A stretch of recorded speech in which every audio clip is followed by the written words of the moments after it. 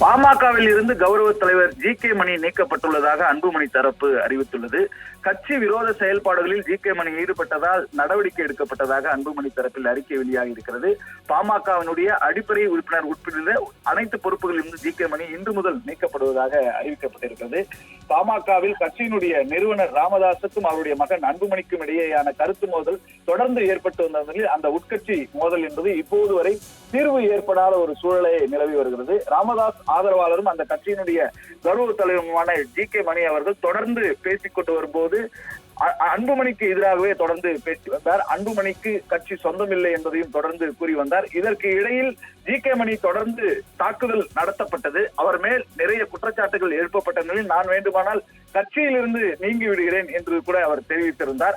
அன்புமணி கட்சியினுடைய தலைவர் இல்லை, அன்புமணியை கட்சியில் இருந்து ராமதாஸ் நீக்கிவிட்டார், அன்புமணி கட்சி பொறுப்பிலும் இல்லை, உறுப்பினரும் இல்லை, அவர் கூட இருக்கிறவர்கள் ராமதாசுக்கு அதிகாரம் இல்லை என்றும் தேர்தல் ஆணையத்துக்கு மறுபடியும் கடிதம் கொடுப்பது எதை காட்டுகிறது என்று கேட்டால் தேர்தல் நெருங்கி வருகிறது என்பதாகவே தொடர்ந்து ஜி.கே. மணி குற்றம் சாட்டி வந்தார். எங்களுக்கு அதிகமாக செல்வாக்கு இருக்கிறது என்று போலியாக ஒரு கபட நாடகத்தை அன்புமணி தரப்பு அரங்கேற்றம் செய்து வருவதாகவும் கூட்டணி பேசுவதற்கு முயற்சி செய்யும் ஒரு நடவடிக்கையாக இதை பார்ப்பதாகவும் ஜி.கே. மணி தொடர்ந்து குற்றம் சாட்டி வந்தார்.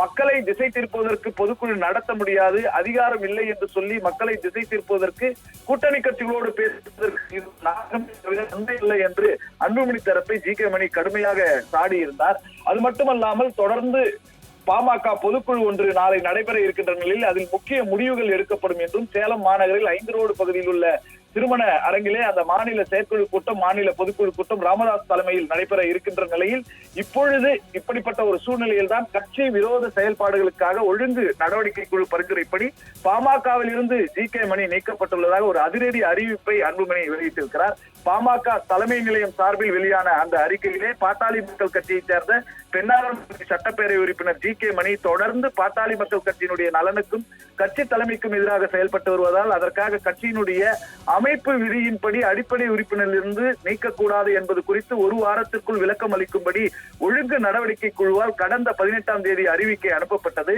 அவருக்கு அளிக்கப்பட்ட காலக்கெடு நேற்றோடு முடிவடைந்த நிலையில் ஜி.கே. மணியிடமிருந்து எந்த விளக்கமும் வரவில்லை. அதைத் தொடர்ந்து பாட்டாளி மக்கள் கட்சியினுடைய ஒழுங்கு நடவடிக்கை குழு சென்னையில் கூடி இது குறித்து விவாதித்தது.